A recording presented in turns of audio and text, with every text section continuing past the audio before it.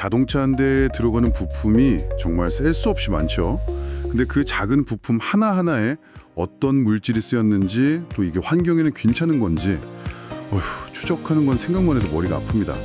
특히 요즘처럼 세계 곳곳에서 환경 규제가 계속 강해지고 있는데 자동차 업계는 이 복잡한 숙제를 어떻게 풀고 있을까요? 이번 시간에는 여러분께서 공유해 주신 자료들을 바탕으로 해서요. 이 자동차 산업의 환경 규제 대응에서 정말 중요한 역할을 하는 IMDS라는 시스템에 대해 좀 깊이 파고들어 보겠습니다. 도대체 이 IMDS가 왜 필요했고 유럽의 ELV나 리치 같은 까다로운 규제들이랑은 어떻게 얽혀 돌아가는지, 그리고 이게 자동차 공급망에 있는 많은 분들에게 어떤 의미인지 핵심만 딱 짚어드릴게요. 네, 오늘 저희가 살펴볼 게 바로 그 IMDS, 그러니까 International Material Data System인데요. 이 국제적인 시스템이 어떻게 탄생해서 자동차 업계를 돕게 되었는지 그 여정을 한번 따라가 볼 겁니다. 특히 유럽의 폐차 처리 지침, ELV라고 하죠. 그리고 좀 더 포괄적인 화학물질 규제인 리치 같은 이런 복잡한 요구사항들을 이 시스템 하나로 어떻게 관리하는지, 그리고 또 GADSL이라는 표준 목록이 여기서 어떤 역할을 하는지 이런 걸 살펴보는 게 중요합니다. 사실상 이 시스템 덕분에 글로벌 자동차 산업이 지금처럼 환경 규제에 대응할 수 있는 기반을 마련했다, 이렇게 봐도 과언이 아니거든요. 네, 그럼 이야기의 진짜 출발점, 그 시작으로 한번 가보죠. 2000년대 초반이었죠. 유럽연합, EU에서 폐차 때문에 환경오염 문제가 심각해지니까 ELV, 폐차 지침이라는 걸 만들었잖아요. 이게 모든 것의 시작이었나요? 그렇습니다. 그게 아주 중요한 계기가 됐죠. ELV는 단순히 폐차를 잘 처리하자 이런 수준을 넘어서요. 자동차를 만들 때부터 특정 유해 물질, 예를 들면 납, 수은, 카드뮴 같은 것들, 이런 것들의 사용을 제한하고 또 나중에 폐차했을 때 재활용이 얼마나 가능한지 그 비율까지 목표로 딱 제시를 했습니다. 이걸 지키려면 당연히 자동차에 들어가는 모든 부품의 재질 정보를 정확히 알아야만 했죠. 네. 그런데 자동차라는 게 워낙 부품도 많고 또 그걸 납품하는 회사들도 전 세계에 쫙 흩어져 있잖아요. 각자 다른 방식으로 정보를 관리하면 이거 완전 뒤죽박죽이었을 것 같은데요. 관리하는 입장에선 정말 힘들었겠어요. 정확히 그게 문제였습니다. 네, 수만 개 부품, 수백, 수천 개의 협력사가 얽힌 이 복잡한 공급망 속에서 누가 어떤 정보를 어떤 형식으로 제공해야 하는지 그런 기준이 없으면 관리가 불가능했죠. 모든 참여자가 약속된 방식으로 정보를 입력하고 또 공유할 수 있는 일종의 표준 플랫폼이 정말 절실했던 겁니다. 그래서 자동차 회사들이 직접 나선 거군요. 네, 맞아요. 1999년에 주로 독일 자동차 제조사들이 주축이 돼서 이 문제를 해결하려고 공동으로 시스템 개발에 착수합니다. 그 결과물이 바로 IMDS, International Material Data System이죠. 자동차 부품의 재질 정보를 국제적으로 표준화해서 관리하는 데이터베이스 시스템을 만든 겁니다. 공급망에 속한 모든 회사가 이 시스템에 부품의 구성물질 정보를 딱 정해진 양식에 따라서 입력하도록 한 거죠. ELV 규제 때문에 시작된 시스템이군요. 근데요, 그 이후에 화학물질 관련 규제는 훨씬 더 복잡해지고 범위도 넓어지지 않았나요? 대표적으로 그 리치 같은 것들이요. ELV만 보고 만든 IMDS가 이런 새로운 규제까지 다 감당할 수 있었을까요? 어땠나요? 그거 아주 중요한 질문입니다. 네, ELV가 자동차라는 제품에 초점을 맞췄다면 2007년에 시행된 리치는 EU 내에서 사용되는 거의 모든 화학 물질 자체를 관리 대상으로 삼는 훨씬 강력하고 포괄적인 규제거든요. 연간 1톤 이상 제조되거나 수익되는 모든 화학 물질은 등록해서 평가받아야 하고요. 특히 암을 유발하거나 생식 능력에 문제를 일으킬 수 있는 그런 고위험성 우려물질 SVHC라고 부르죠. 예를 들면 특정 난연제나 가소제 같은 것들이 있는데 이런 물질들은 사용 자체에 허가를 받거나 아주 엄격하게 제한됩니다. 이걸 제대로 지키려면 기업 입장에서는 자기 제품에 어떤 화학물질이 얼마나 들어있는지 그야말로 성분표를 속속들이 파악하고 있어야 해요. 이건 완제품 회사 혼자서는 절대 할 수 없고 원료부터 시작해서 최종 부품까지 공급망 전체에서 정확한 정보가 흘러야만 가능한 일이죠. 와, 듣기만 해도 엄청 복잡한데요. 그러면 자동차 회사들은 리치 때문에 또 다른 시스템을 만들어야 했을까요? 아니면 다른 방법이 있었나요? 바로 그 지점에서 IMDS의 진가가 드러납니다. 이게 좀 놀라운데요. IMDS는 이미 부품 단위로 상세한 물질 정보를 관리하는 구조를 갖췄기 때문에 리치의 새로운 요구사항들을 상당 부분 흡수할 수가 있었습니다. 예를 들어서 리치에서 관리하는 수백 가지의 후보 물질이나 제한 물질 목록이 있잖아요. 그 목록에 있는 성분이 우리 회사 부품에 포함되어 있는지 이걸 IMDS 데이터를 통해서 바로 확인하고 필요하면 관련 기관에 보고하는 등의 작업을 이 시스템 안에서 처리할 수 있게 된 거죠.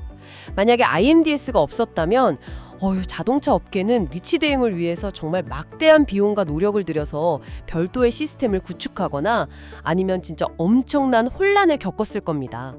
하지만 기존 IMDS 플랫폼을 활용하면서 ELV는 물론이고 훨씬 복잡한 리치 규제까지 비교적 효율적으로 대응할 수 있는 발판을 마련한 셈입니다.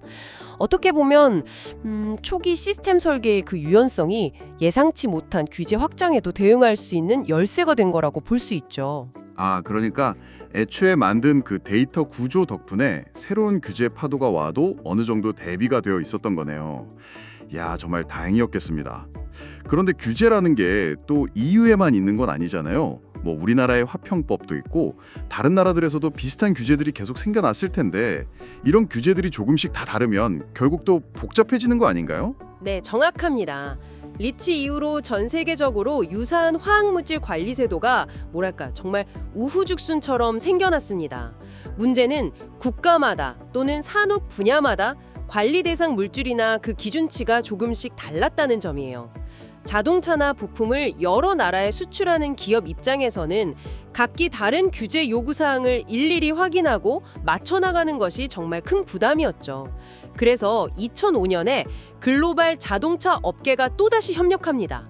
이렇게 복잡하게 흩어져 있는 규제 대상 물질들을 자동차 산업의 관점에서 하나로 정리한 목록을 만들기로 한 거죠.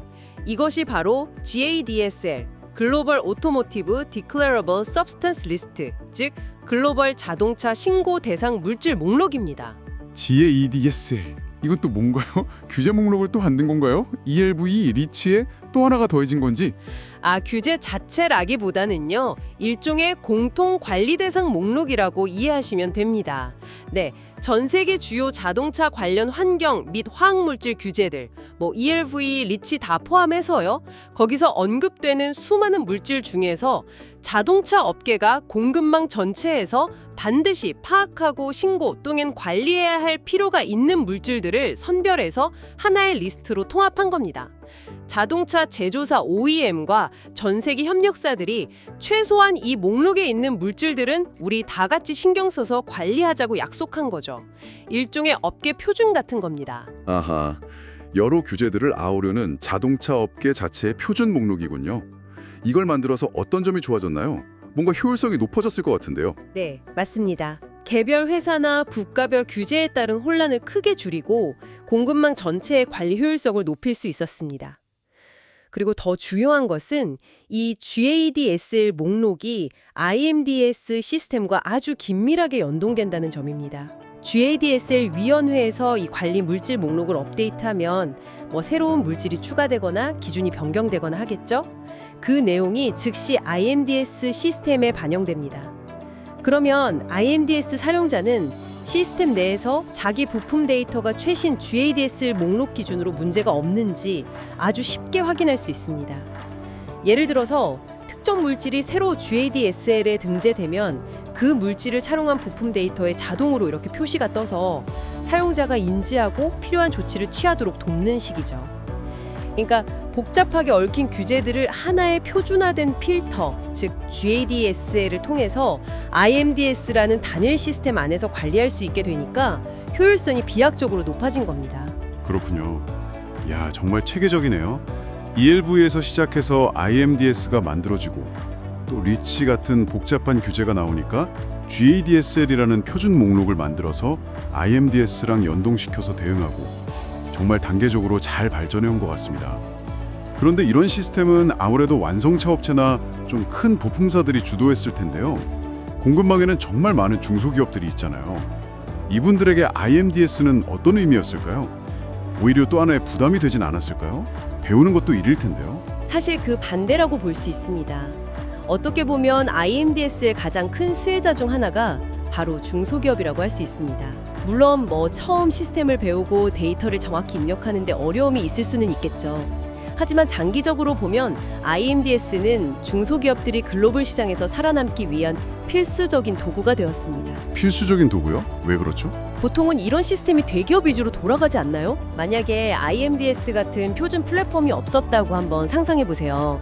중소부품사나 소재업체가 전 세계의 다양한 환경 규제, 뭐 ELV, 리치 등등 이걸 일일이 다 파악하고 또 각 고객사, 그러니까 완성차 업체 같은 곳들이 요구하는 제각각의 양식에 맞춰서 물질 데이터를 제출해야 한다면 어땠을까요? 아마 규제 대응에 필요한 비용과 인력 부담 때문에 글로벌 공급망에 참여하는 것 자체가 거의 불가능했을 겁니다. 하지만 IMDS가 있음으로써 중소기업들은 이 표준 시스템 사용법만 익히고 자신들의 제품 정보를 정확하게 입력하면 됩니다. 일단 데이터가 시스템에 들어가면 그 정보가 GADSL 목록이나 관련 규제들과 자동으로 비교 검토되기 때문에 규제 준수 여부를 확인하고 관리하는 과정이 훨씬 수월해집니다. 뭐랄까, 우리 제품에 문제가 될 만한 물질이 있는지 시스템이 상당 부분 걸러주는 역할을 하는 거죠. 물론 정확한 원재료 데이터로 확도하고 그걸 책임지고 입력하는 것은 여전히 중요합니다. 그건 변함없죠.